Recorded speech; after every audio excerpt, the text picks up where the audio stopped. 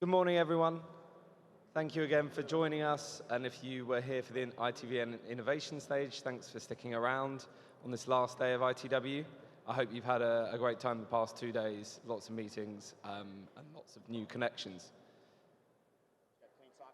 I'd like to start by thanking Verizon for sponsoring this stage, and also thanks to all of our other sponsors who make today possible. So I'd like to hand over to our moderator for this next session, where we'll be looking at how the ASEAN connectivity fabric is developing. So Byron, over to you. Thank you, Chris. Just make sure everyone can hear me.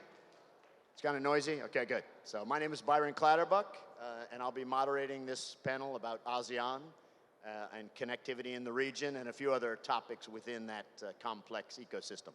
But first, I thought I would let the panelists here, who are the experts, introduce themselves. So Ravi, you want to take over?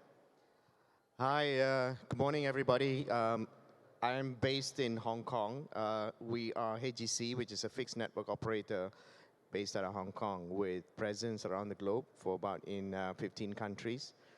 And apart from being a full-fledged telco, later when we speak about what's the development and the dynamics in ASEAN, we are also in forefront in digital infra investments in emerging markets, specifically in ASEAN.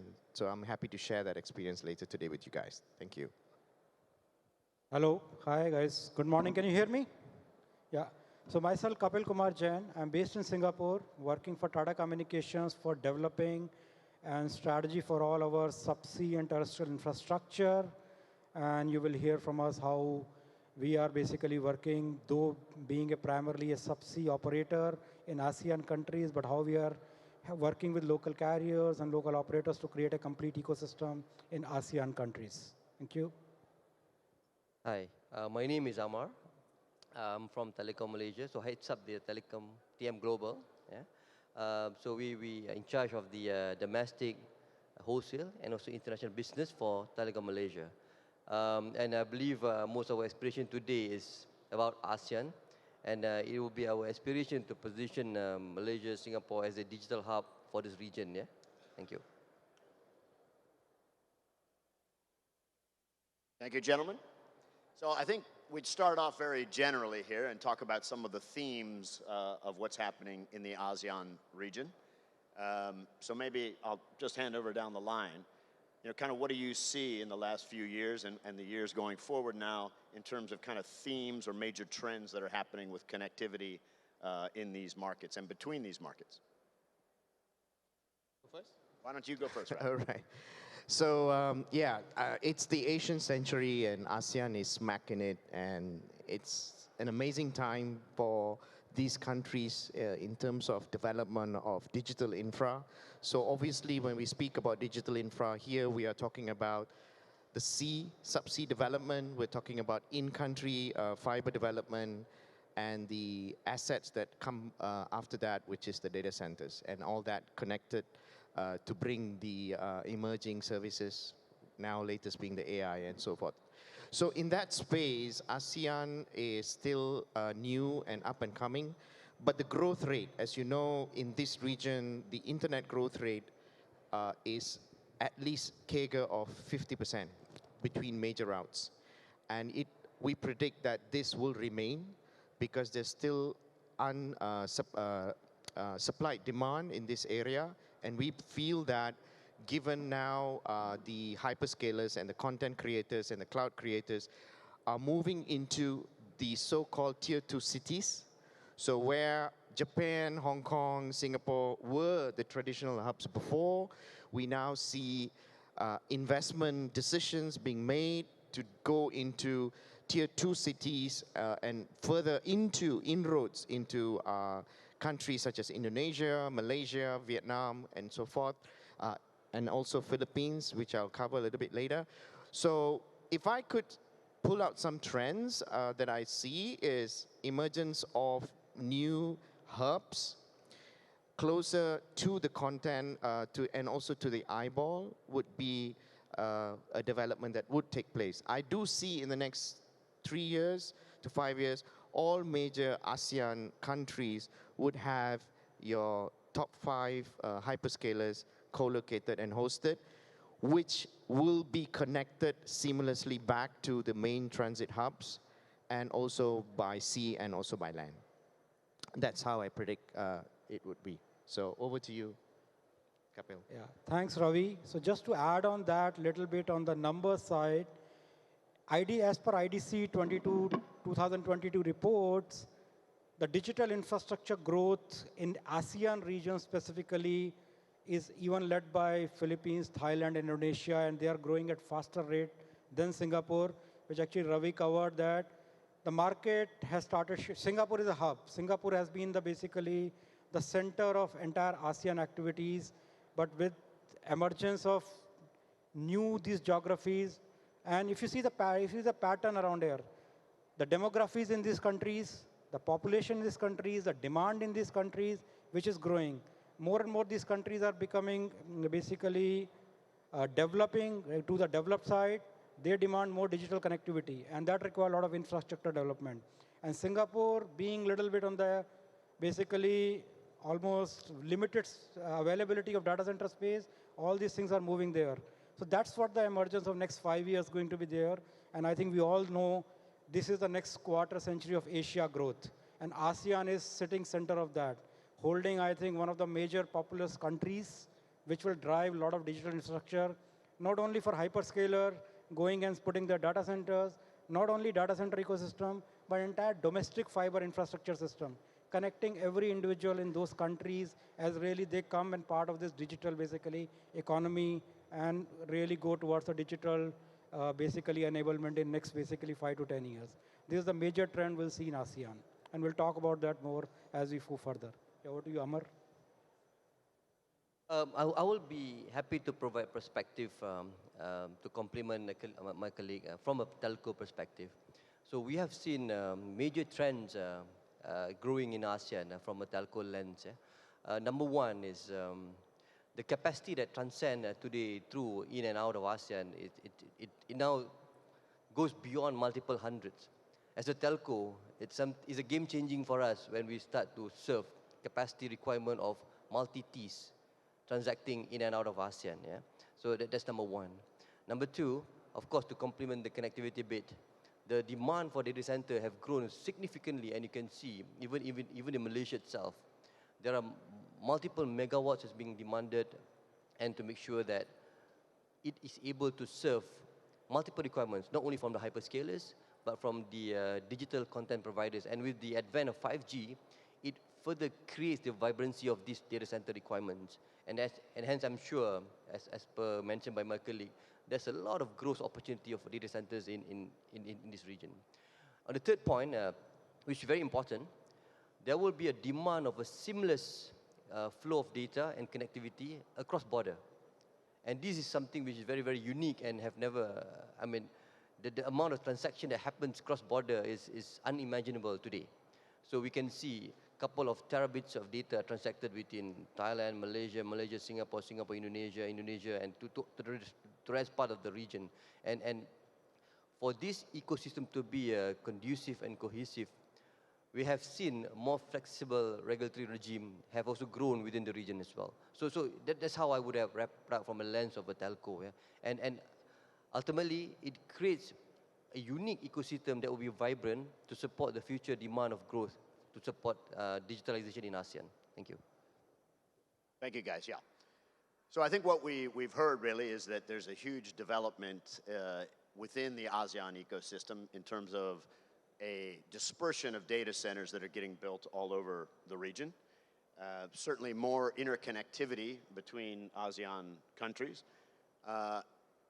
So while all that's happening, I think those data centers and what's in those data centers wants to get closer to where the big markets are. There's also the question of how ASEAN as a region, as an area, gets connected to the rest of the world. So I'd like to kind of take the next one, and Ravi, I'll start with you, with specifically routing from ASEAN to the United States. And I know you're quite focused in the Philippines, which is part of ASEAN. Maybe you could go into a little bit of detail about that routing to get from ASEAN to the US. So I have to start to say that in every challenge, there are opportunities. So we, as businessmen in telecoms, if you recall, least cost routing for voice, you always find ways to solve problems. So we all know there are physical territorial challenges in the sea. ASEAN is a country which has separated by sea, not by ocean, by sea. But this sea has some physical constraints. But these constraints have created some new developments and ecosystem and new sub-hubs, I should say.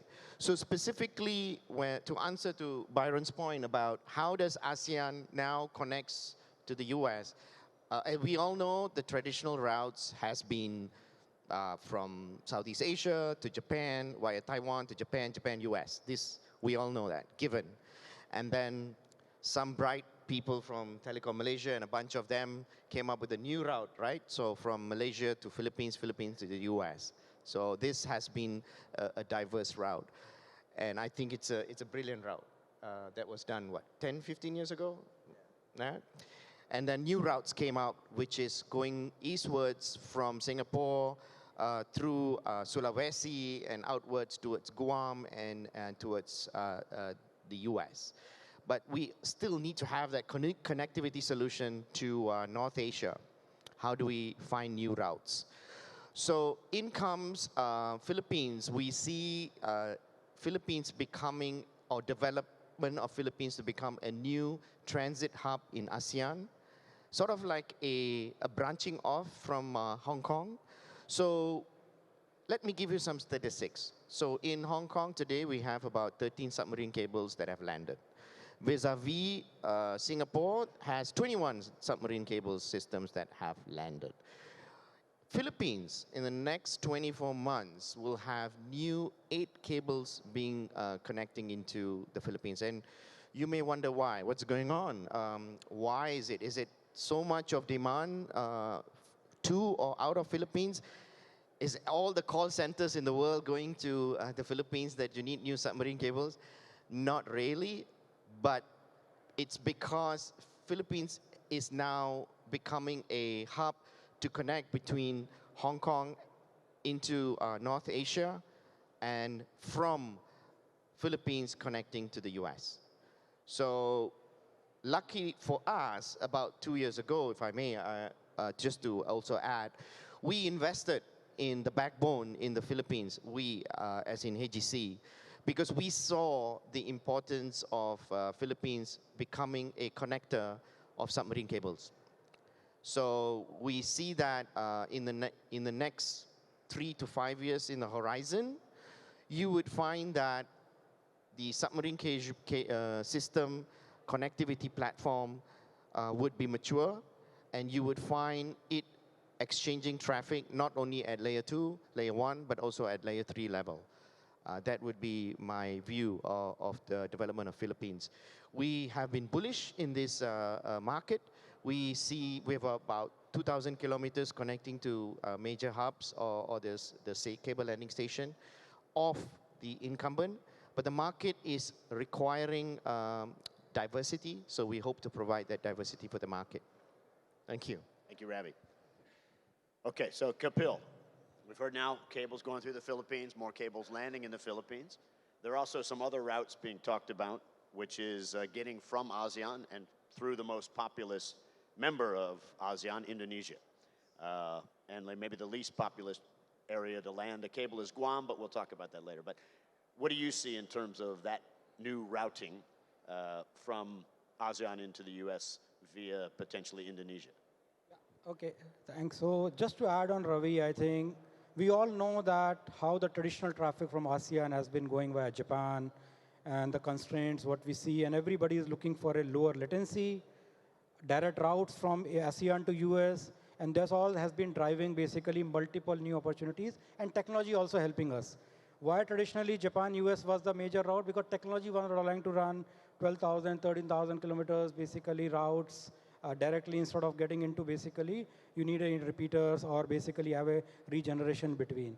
Now this is the entire shift on the routes which are taking place is, okay, we can go to Philippines, but still Singapore to Philippines, if you have to go or any ASEAN countries to Philippines, you have to still go a little bit northwards and then go towards US and the new routes. That's why coming and develop is go to Indonesia, from Indonesian Sea, how to really go upward to now basically US, and that's where the Guam has started becoming a little bit more significant in terms of a transit point. So we will see emergence of two major transit points in this region.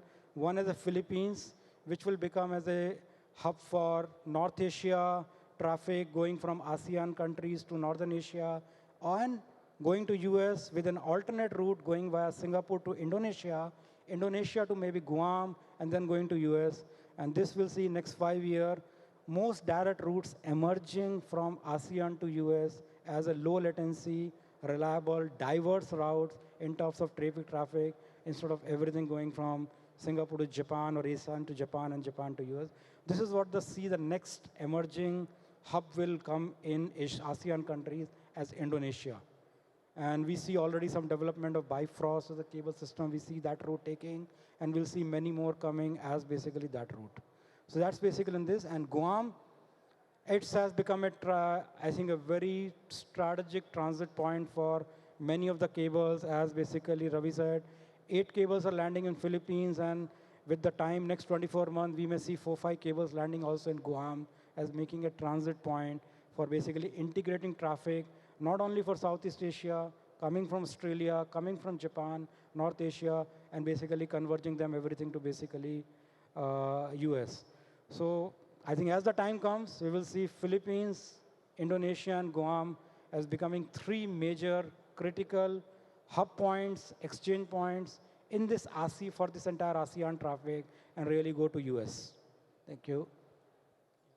Thank you, Kapil. So really what we're seeing is a growth in new cable systems that are linking while they connect to the US, dropping into other markets and expanding really ASEAN regional connectivity as they do that. And as we've heard, certainly Singapore has traditionally been a key hub for ASEAN, and it's in a natural geographic location to be that hub.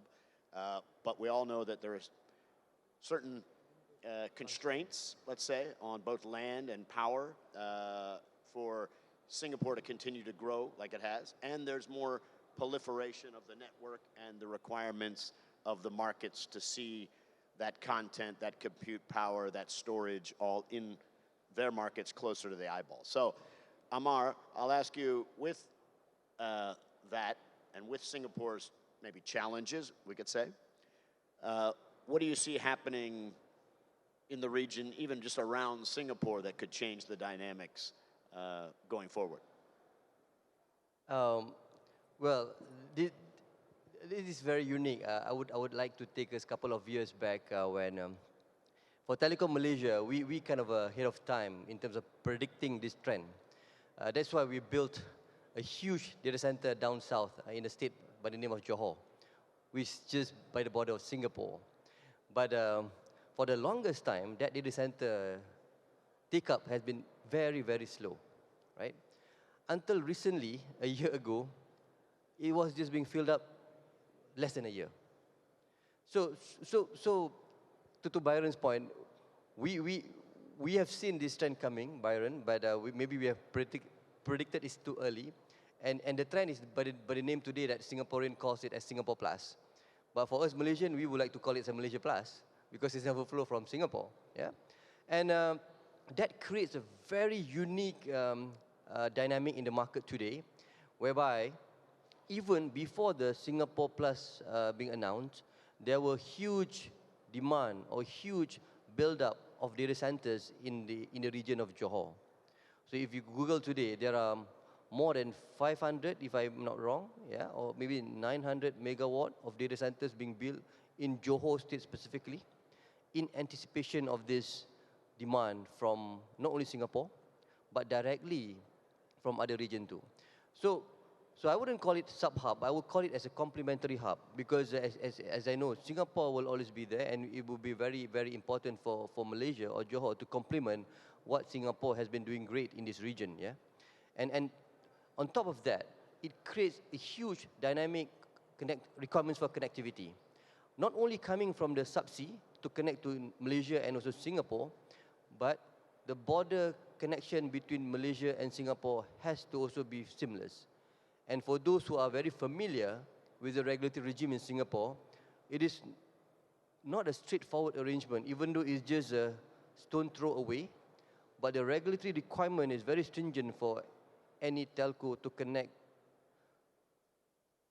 or make connectivity into Singapore. I'm not talking about multiple hundred. Multiple hundred can be done with the blink of an eye. We're talking about multiple Ts, enabling 40 TBs of connectivity seamless for data center of one hyperscaler to another data center of one hyperscaler, yeah? Because these are sort of demand that we have seen. And it was almost impossible before. But I believe last year we have been working very closely with our partner in Singapore, and Telecom Malaysia has successfully enabled a seamless connectivity that can transact data from one hyperscaler's huge AZ to another one hyperscaler's huge AZ in a different border. And that is one of the huge leap that we have enabled to ensure that the ecosystem of connectivity to support this data, growth of data, becomes seamless. Yeah? Because ultimately, if this is not being done right, the digital offering by whoever the hyperscalers is cannot be done in this region.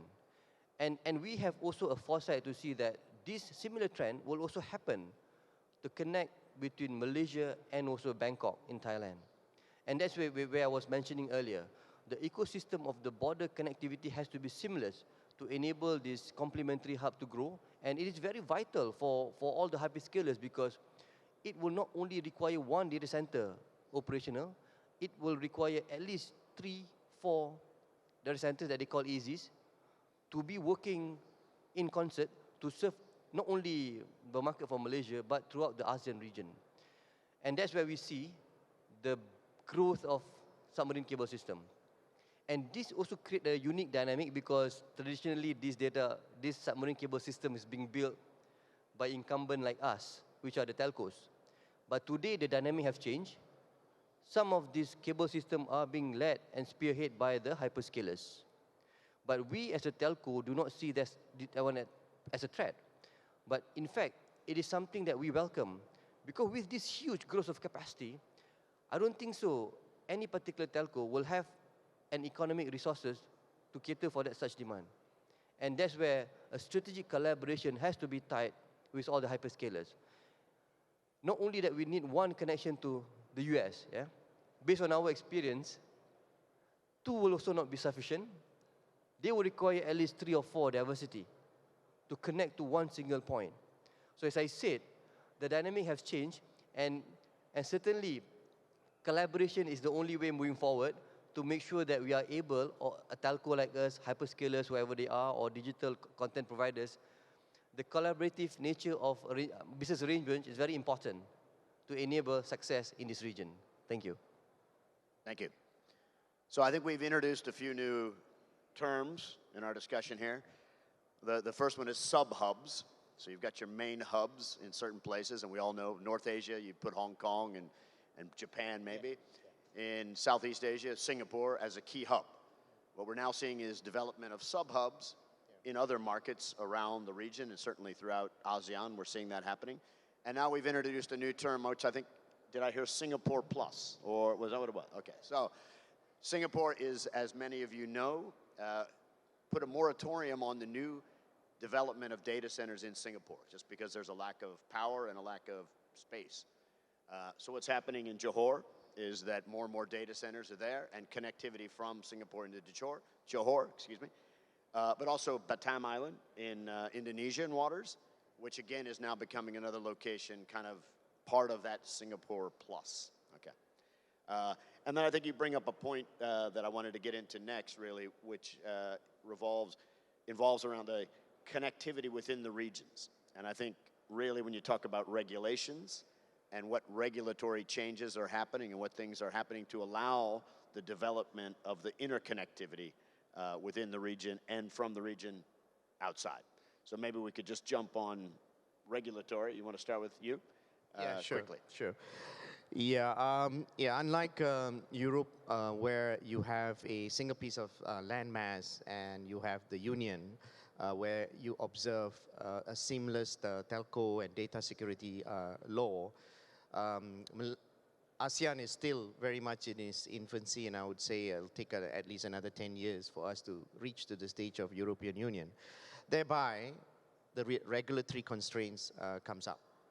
And now you have petabytes of data storage. You have, as what my esteemed friend from Telecom Malaysia, Amar, has mentioned, there is a dichotomy of problem in Singapore, and recently with the influx of data from one sovereign state, i.e. Singapore, to Johor Bahru, which is south of Malaysia, and how they have put their differences aside and come to an agreement to say, hey, look, I don't have space, I have customers, I need to get this business, or rather this opportunity and so on. Why don't we cooperate? So it's a brilliant handshake of accepting that while the data is sits across the causeway, but it's still in a closed loop of recognition of how they can overcome the regulatory issues.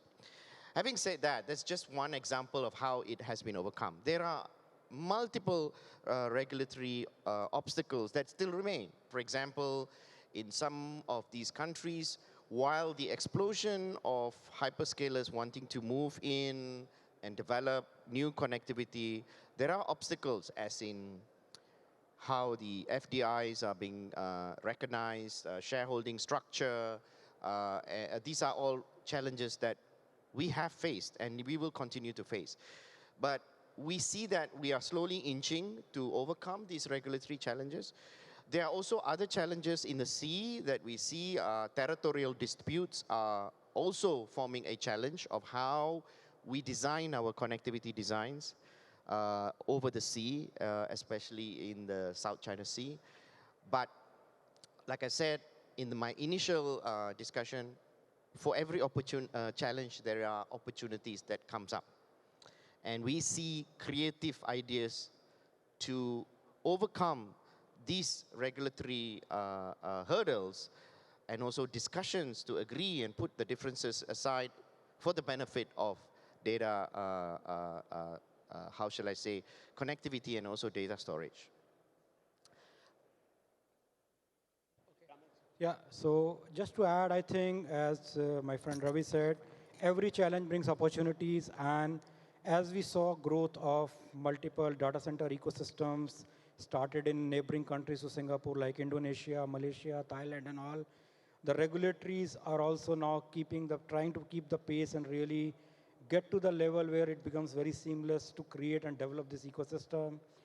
Though it will take still a lot of time, but the recent examples have been encouraging, like in Indonesia, the network infrastructure sharing allowing between the carriers has at least enabled some of the carriers to really go and basically connect data centers quickly, and basically instead of waiting for the regulatory approvals to lay new basically fibers and all.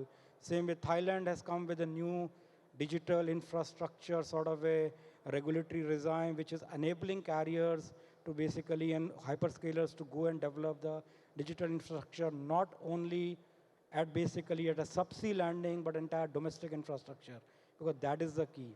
And another major development which this is also helping creating in Thailand is how to create maybe a Thailand as a potential transit hub from India to ASEAN to US. We talked about constraint in Singapore. We talked about how the Malaysia, Indonesia are developing. But if you see the traffic coming from now rest of Asia, where the Middle East or India, which also used to come to traditionally to Singapore and go to basically west coast of US, that also is finding new paths with this. And one of the new paths which is developing in this basically is west of Thailand, land in western part of Thailand. In few years back, we had 2 cables landing in Malaysia. That created a transit route, but Thailand creates a little lesser land route.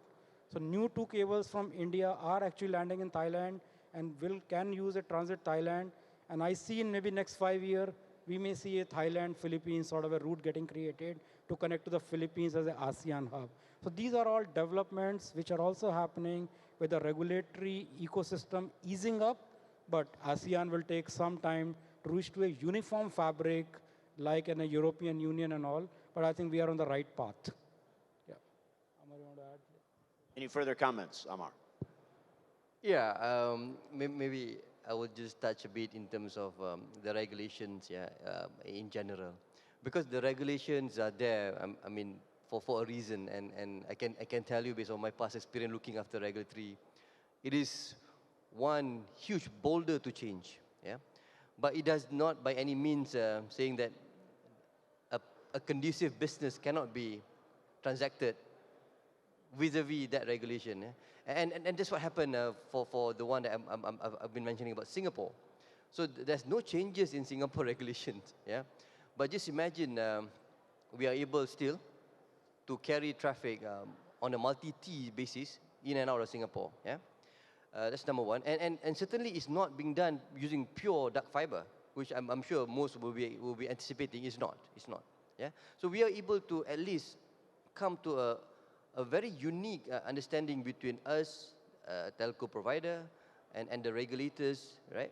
And also the end user, which may be the hyperscalers. Yeah? And I believe that's why the important word I've coined just now, collaboration, is very important. So each party will have to understand what has to be leveraged, yeah?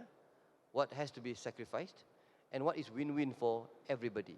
And for me, that is one of the key winning formula to enable, or rather to work around any regulatory regime in the region. Yeah? Well, we're talking about regulators in Singapore, regulators in Malaysia, regulators in Thailand. So just imagine for us to design a conducive end-to-end network fabric that connects Singapore, Malaysia, and Thailand, and there are 3 regulators we expected to accommodate, which I'm telling you upfront, it's going to be a daunting task. But trust me, there are ways that we at Telecom Malaysia, together with our partner in the region, have found a unique solution to cater for that alternative without even disturbing the regulators, because there's no point barking on the wrong tree, right? And that is something very important for everybody to understand.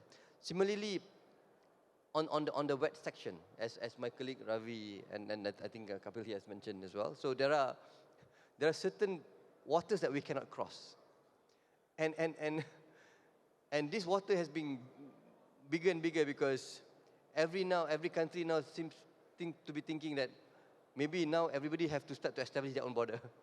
So it makes laying of submarine cable system is an impossible task. Yeah, but I'm sure with the experience of us and the telco world and some influence that the hyperscalers may be having, some unique solution can be overcome. Yeah, I'm not saying that the regulation should not be changed, but what I'm trying to say, it will progress over time.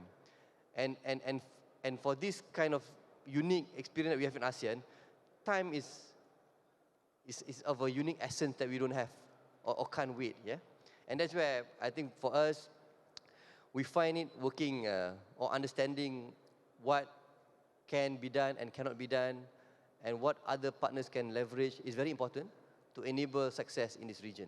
Yeah? Thank you. Thank you guys. So I think we've just kind of heard also something that would be interesting to talk about is the fact that the hyperscalers, and we won't name any specific hyperscalers, are investing huge amounts in new cable systems within the region and from the region, particularly to the United States. You mentioned Bifrost, there's been Echo, there's a few others that have been mentioned. So I guess the question for us in the traditional telco space, what is the role and what is the kind of interaction and cooperation with those hyperscalers, and in particular within a region? And obviously ASEAN, you have certain markets that are very liberal and open, and you have others that are quite closed and very difficult to get into. So maybe starting with you, Ravi, what do you think that cooperation model looks like, and what's the role of carriers within that model? Yeah, I think this, first and foremost, exactly, the hyperscalers obviously their objective is to bring the cost to a level that would allow them to send the data across for their business benefits. So we understand that. On the other side, the business model of telcos is essentially apart from their organic traffic where they need these submarine subsystems, they are also wholesaling them. So the balance of that ecosystem to ensure a business recovery of that investment, because these investments are hugely expensive and the barriers are high for entry. In a typical system of in intra-Asia, it would set you back by about 800 million US dollars if you were to build a system between Singapore, touching some of the major countries, to Japan. If you were to build the same, a similar one to the US, it could also be around that range. So in the telco point of view, we have to ensure that our returns are aligned with the individual companies' requirements and standards. In a typical scenario, plus your organics, you may want to have a return, the best case scenario, okay, between 5 to 7 years. But it's wishful thinking. Sometimes you may have to stretch that much beyond 7 to 10 years. So on the other hand, we also understand that the hyperscalers are absolutely smart and they understand the market so well. So for you to make, how shall I say, as greedy businessmen, to make money out of the hyperscalers, forget about it. You can't. So there you need to have that understanding of their needs and also the regulation structure that allows you to play a role in that common relationship. So I'll give you an example. In some of the it's a no-brainer where countries where it's absolutely deregulated, i.e. Singapore, Hong Kong, Japan, hyperscalers, easy for them to decide an end-to-end and invite a carrier or not invite a carrier to build their system. But in countries where they need to go, they do have to have that relationship. So they come to the table to have that discussion. On one party demands a cost-plus model, the other party demands make sure that I have that return and I can basically sign off. So that discussion is a back and forth discussion to find that ecosystem. Obviously, from the selfish side of the telcos would like to gang up together, build a system, and say, this is the best system that we can get, take it. But from the hyperscaler side, they're always there to find the least cost, the new players, the new parties, encouraging new business model. You cannot avoid this. This is free market. Otherwise, we'll never have improvement in our network system. We survive in this for the longest time because we know the market, we have our advantage, so we make use of that. So my closing statement for this is that, yes, the OTTs, the hyperscalers, especially in ASEAN, if you take off Singapore, if you take off Hong Kong or Japan, you have to handshake with the telcos, and the telcos are there to provide their part to ensure that the returns mark or tick the box of their investors. Thank you. Thank you. Kapil, any further I think comments? Ravi covered, I think, mostly the most part. Just to add, yeah, OTTs, hyperscalers have their own business models. They look for basically creative solutions to bring their cost structures down, to have the best per bit basically cost and all. But as a tradition, I think telcos, we as a telco look to really find a way to partner with them to create a sort of a win-win proposition for any new cable build, especially in regulated countries. And I think this model has been working successfully for many of the carriers or many of the cables getting built. And I think this is the way the industry will go in coming future also, continue partnership with them and really say how we create sort of find a good way forward, a mid-way forward, where they also meet their objective and carrier also meet their objectives on getting their basically financial returns while keeping their own business requirement also met for their own captive traffic or for enterprise traffics. I think that's what I'll add. Yeah, just as a quick one. Well, the fact that I think Byron was mentioning, well, OTT is now building submarine cable system. Of course, for a telco, the first instance is sends shiver through a telco because why? their former customer is now building one of the assets that used to be sold to them, yeah? So ultimately, the first thought will be, okay, we'll be losing our revenue stream and whatnot, right? But I think for us, we see it differently in a different lens. We more look at it as an opportunity for us to collaborate further. As I said earlier, with the sheer demand or a bandwidth explosion, there is no one party can have the economic resource to cater for such demand single-handedly. So there will be a lot of people that need to work together to collaborate and ensure that whatever we build will be complementary. That's number one. And number two, it is good for these OTTs or hyperscalers to be involved in the submarine cable system because as a telco, we, well, used to be traditional, but it speeds up the rate of learning in terms of building a more efficient cable system. So we has been in part of a strategic collaboration with some of those OTTs to join build a submarine cable system, and we learn there are better ways of us to build a system rather than based on traditional telco method. So that's where we look into this opportunity very, very positively. And for a fact, we know there's not only one OTT in this world. So cross-selling of submarine cable system among these OTTs or hyperscalers is something which is now becoming a trend. And that helps to not only complement the revenue gap that we have, but it has created into a much, much bigger revenue stream. And for me, it is good to have this spirit, or rather the OTT injecting more challenge into the ecosystem and to make sure that the whole ecosystem will be having a most efficient submarine cable system, yeah, with respect to the subsea cable, yeah? Thank you. Yeah, so I would take away the summary would be there's certainly opportunities to cooperate and work together. Everyone needs the connectivity, and I think maybe the telcos use it for one model, and obviously the hyperscalers, the OTTs, use it for another model. Certainly even some of those large hyperscalers are not in the same financial shape they might have been a few years back when we thought they were going to overtake the world. So they're looking also for how can they reduce their investments by sharing those investments and work together, which I think is something we're going to see more and more as they come under some financial stress, let's say. Hopefully, we can continue to cooperate with the hyperscalers. So we only have a few more minutes, so I'm just going to ask a question, a little more specific question.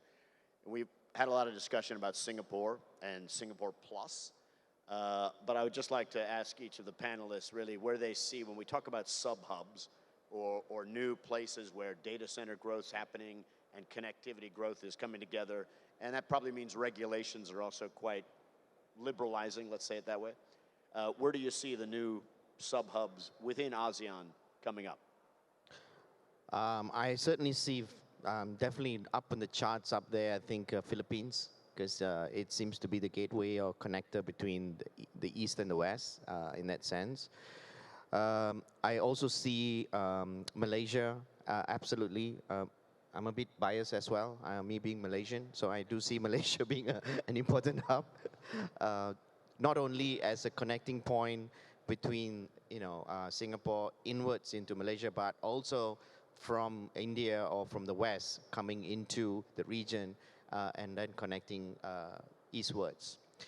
Going up, the Kra Peninsula offers an excellent opportunity, obviously, as an outlet for some of the Indo-Chinese, even probably up to Hong Kong as well, to swing westwards towards Middle East and Europe.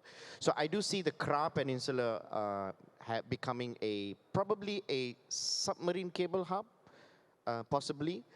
And within Indochina, I would bet in the next 3 years, there will be hubs within Thailand, new locations. Maybe as a honeypot where the hyperscalers may go, because you see Thailand, for example, is giving very, very good incentives, and that's why, Byron, you also in Thailand now, for hyperscalers to hub. And I see areas in the east side of Thailand, closer to Cambodia, some sub-hubs may come up due to the attraction of the hyperscalers. And then going eastwards, obviously, you have to bet on Vietnam. The market is just absolutely exploding. So those would be my bets. I missed Indonesia, but I'll leave Kapil for covering Indonesia. Okay, I think Ravi covered it all. So I'll also put in the same basically sort of a sequence. I think Philippines, Indonesia, and Malaysia are currently leading the sort of a race in really diversifying from Singapore and ASEAN, but Thailand and Vietnam to follow.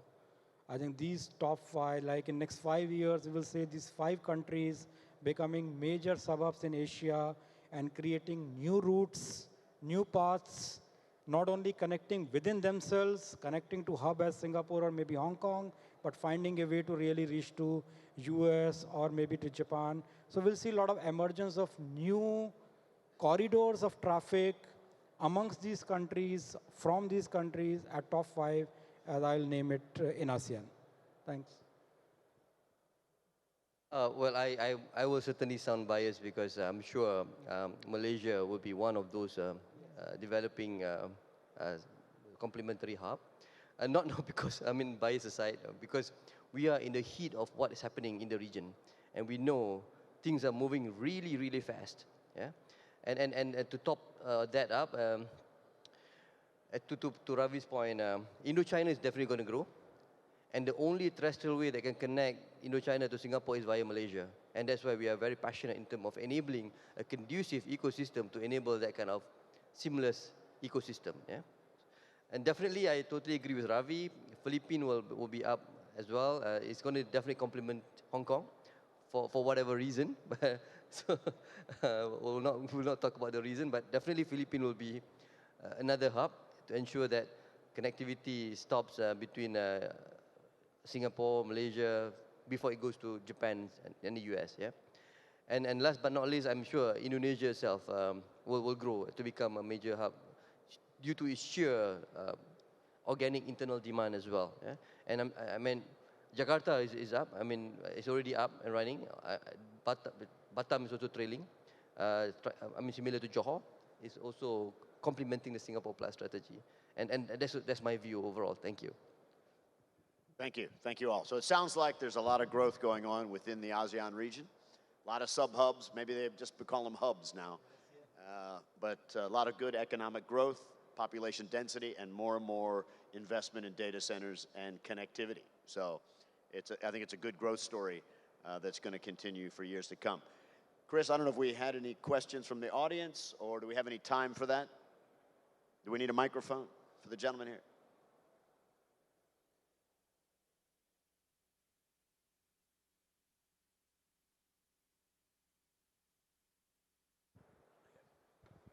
Howdy, thank you. I'm just curious if you can comment, or if you're to know the status of the SAEX subsea system that is, I guess, emanates out of Johannesburg, comes into Singapore and possibly going to India. Do you have any comments on, or are you aware of that subsea system?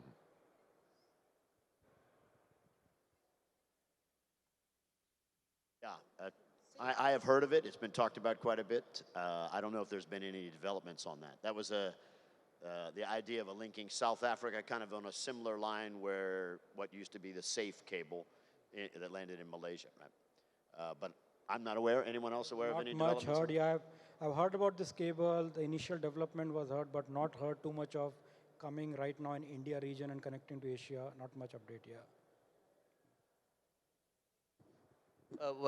Maybe if I can just, there was an initiative, I'm not familiar with the cable name, but there was an initiative to rejuvenate the SafeSat cable. Is it an old cable system that, I think the only cable system that connect Singapore, Malaysia to South Africa. But it is very old cable, but there was an initiative to rejuvenate the cable system. I think there are many cables has been refurbished and rejuvenated. So, but that initiative, I was made to understand, was a bit still ongoing. There's no significant moves with respect to that. Yeah, thank you. I'll do some research on SAEX. Any other questions? Are we wrapping it up? Chris is telling us we got to go. Okay. Thank you. Thank you, panelists. Thank you, well thank done. you. Thank you. Thank you all. Thank you very much. audience. Thank you, Byron, for the excellent moderation. Thank